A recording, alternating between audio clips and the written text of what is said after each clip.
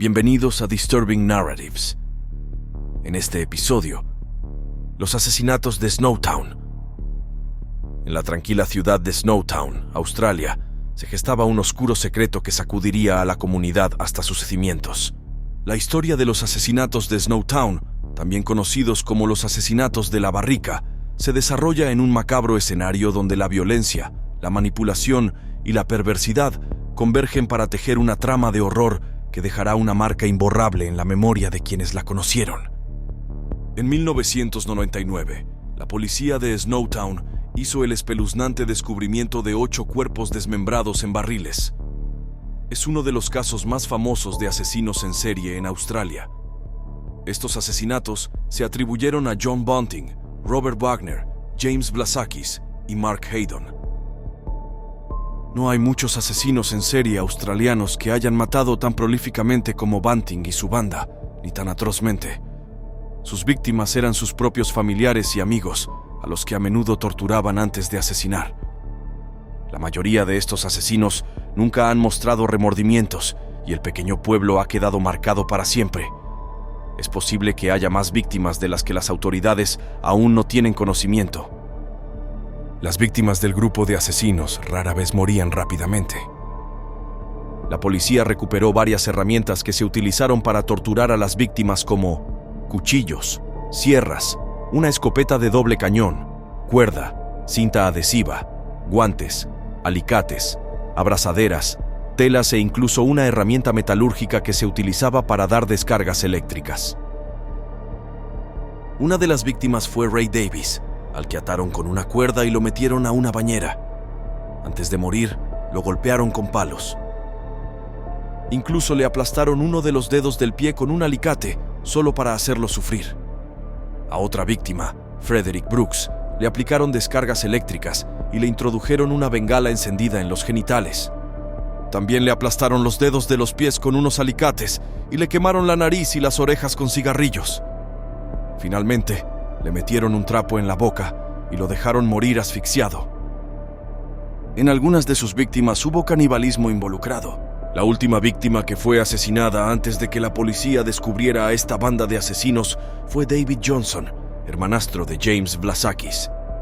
David Johnson fue atraído por Vlassakis a un edificio bancario vacío, donde Bunting y Wagner estaban al acecho. Una vez allí, Johnson fue estrangulado, esposado y obligado a leer un guión para una grabación. Recitó confesiones de crímenes que no había cometido y dio su información financiera. Los asesinos habían cometido esto antes con otras víctimas. A continuación, Wagner y Vlassakis dejaron a Bunting a solas con Johnson para intentar acceder a los fondos de Johnson a través de un cajero automático. Cuando volvieron, estaba muerto. Pero Wagner aún no había terminado. Dijo que estaba molesto por no haber hecho sufrir tanto a Johnson, así que pensó en algo más. Cuando desmembraron a Johnson, tomaron partes de su carne, las frieron y se las comieron. David Johnson es la única víctima que realmente murió en Snowtown. Hubo al menos 4 personas implicadas en los asesinatos. Históricamente, los asesinos en serie prolíficos tienden a trabajar solos porque tienen menos posibilidades de ser atrapados. Este no fue en absoluto el caso de los asesinatos de Snowtown. Hubo un cabecilla que impulsó y organizó todos los asesinatos y reclutó no a una, sino a otras 3 personas para que ayudaran regularmente en los crímenes, además de algunas otras. John Bunting, el responsable, se acercó a su vecino, Robert Wagner, como amigo y finalmente lo involucró en el asesinato. Bunting estaba casado con Elizabeth Harvey y a través de ella conoció a su hijo, James Vlassakis. Vlassakis ayudaría y sugeriría los asesinatos posteriores. Mark Haydon también vivía cerca y se hizo amigo de Bunting y finalmente fue atraído a su círculo de asesinos. Además de estos 4 actores principales, hubo otros cómplices. La esposa de Bunting, Elizabeth Harvey, también colaboró en al menos uno de los asesinatos. Thomas Trevelyan también formaba parte inicialmente de la banda, pero más tarde se convirtió en víctima. Jody Elliott era pariente de Mark Haydon y también ayudó a recaudar dinero después de los asesinatos. Con todas estas personas involucradas en los asesinatos, es sorprendente que la operación se prolongara durante tantos años. El cabecilla de estas operaciones asesinas era John Bunting, y sería difícil encontrar un mejor líder para una banda de asesinos. Sus conocidos lo describen como un buen oyente, amable, compasivo y empoderador. Tenía un don para hablar con la gente, hacerse amigo de ella y hacer que se sintiera tan unida a él que haría cualquier cosa que le pidiera. Sin embargo, bajo esa apariencia amable y discreta, se escondían todos los rasgos clásicos de un asesino en serie. De joven había sufrido abusos y le fascinaban las armas y causar dolor. Mató al perro de un amigo, se fascinó con la anatomía y empezó a trabajar en un crematorio con cuerpos humanos. Mataba y despellejaba gatos, presumiendo de lo mucho que disfrutaba sacrificando animales mientras trabajaba en una empresa cárnica. En resumen, era un maestro de la manipulación. Estaba obsesionado con la muerte y le gustaba matar. Era la tormenta perfecta que dio lugar a un terrorífico asesino en serie. Muchas víctimas fueron asesinadas en sus propios hogares. Un aspecto especialmente aterrador de estos asesinatos es que muchas de las víctimas no fueron secuestradas y asesinadas en otro lugar, como hacen muchos asesinos en serie. Gary O'Dwyer, Troy Judd y quizás algunos de los otros fueron asesinados en su lugar de residencia, o al menos fueron atacados y torturados allí. El grupo de asesinos destrozaba las casas de sus víctimas, no mostraban ningún miedo a entrometerse o a perturbar la intimidad de otra persona, y lo hacían fácilmente sin ser descubiertos. Los que no eran asesinados en sus casas solían ser atraídos voluntariamente a la casa de Bunting, donde eran atormentados y asesinados antes de que sus cuerpos fueran desmembrados y metidos en barriles. Bunting no había tenido precisamente una vida fácil mientras crecía. Nació sin sentido del olfato y a la corta edad de 8 años fue brutalmente golpeado y agredido sexualmente por el hermano mayor de un amigo. Su primera víctima, Clinton Tresis, después de invitar al hombre a una visita social, lo acusó de crímenes contra los niños. A continuación, golpeó la cabeza de Tresis con una pala antes de deshacerse de su cuerpo. No es habitual que los asesinos en serie prolíficos maten a personas conocidas o cercanas, porque eso hace que los investigadores llamen a sus puertas y en muchos casos son marcados como sospechosos. Pero en este caso, la banda se desvivía por conocer a las personas que mataban y a menudo estas personas eran amigos o familiares. Algunos incluso vivieron con Bunting durante un tiempo, como Gavin Porter y Thomas Trevelyan. Thomas Trevelyan incluso había colaborado en un asesinato anterior antes de que Bunting decidiera que era el siguiente objetivo. Muchas de las personas a las que mataron tenían problemas psiquiátricos o discapacidades mentales, lo que les convertía en objetivos fáciles y hacía que no se les echara de menos tan rápidamente. Algunas de las víctimas eran en realidad miembros de la familia, en particular de la familia de James Spyridon Vlassakis. James era solo un adolescente en ese momento y cayó fácilmente bajo el hechizo de Bunting. Se apresuró a ofrecerle personas para que las matara. Sin un padre presente en su vida, James se dirigió a Bunting como una figura paterna y empezó a confiar en él y a hacer intentos por impresionarlo. Incluso le confió que su hermanastro, Troy Judd, había abusado de él cuando solo tenía 13 años.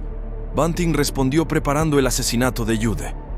El grupo visitó la casa de Judd, lo sacó de su cama, lo atormentó y luego lo mató y se deshizo de su cuerpo. David Johnson, hermanastro del propio James, también fue víctima más tarde. No todos los cuerpos fueron eliminados de la misma manera, pero la mayoría de ellos fueron desmembrados y enterrados de una forma muy particular. En mayo de 1999, la policía descubrió en un cobertizo los restos de 8 víctimas, almacenados en enormes barriles de plástico con ácido. A veces, se metían 2 cuerpos en un solo barril. A Bunting le gustaba ver cómo los cuerpos de las víctimas se deshacían en los barriles y guardaba 2 barriles separados de los demás en la cámara acorazada del banco abandonado donde había matado a Johnson.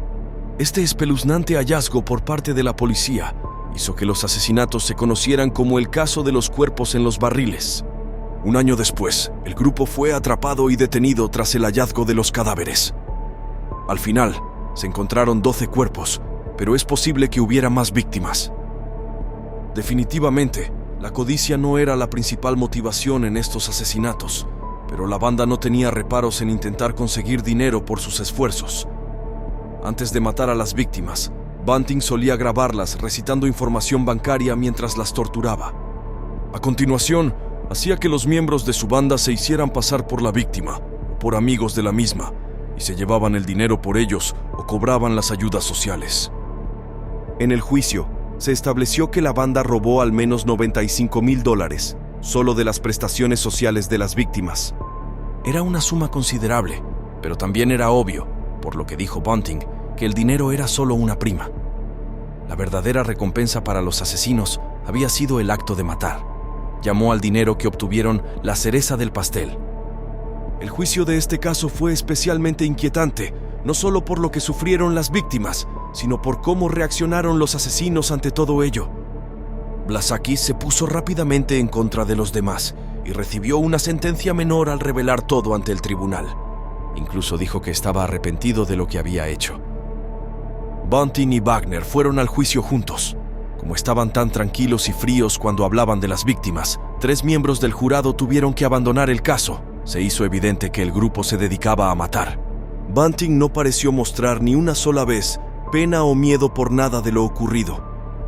En una última muestra de desprecio, Bunting incluso leyó un libro durante la sentencia, apenas escuchando mientras leían su condena. En 2003, Bunting fue condenado a 11 cadenas perpetuas consecutivas, sin posibilidad de libertad condicional. Blasakis fue condenado a cadena perpetua con un mínimo de 26 años, Wagner a cadena perpetua sin libertad condicional y Haydon a 25 años de cárcel, con un mínimo de 18 años. A la ciudad de Snowtown le han pasado cosas buenas y malas después de estos asesinatos. La economía de la ciudad experimentó un cierto auge tras el descubrimiento de los cadáveres, ya que la gente deseaba fotografiar los diferentes edificios sobre los que habían leído en las noticias. Sin embargo, otros residentes no estaban tan contentos. Deseaban que la imagen de la ciudad volviera a ser la de la inocencia, la de antes. De vez en cuando, la ciudad ha considerado cambiar su nombre para distanciarse de los asesinatos. A medida que la verdad emerge entre sombras y susurros, Snowtown se enfrenta a las cicatrices indelebles de una pesadilla que nunca imaginó. Los asesinatos de la barrica revelan la oscura fragilidad de la comunidad y dejan a su paso un legado de dolor y horror. Con el silencio pesando sobre la ciudad, la pregunta perdura: ¿podrá Snowtown alguna vez recobrar su tranquilidad? ¿O sus calles siempre resonarán con los ecos de aquellos crímenes atroces? Y es así como llegamos al final de esta estremecedora historia. Espera nuestro próximo episodio de Disturbing Narratives. Si esta historia te gustó, no olvides suscribirte y activar las notificaciones.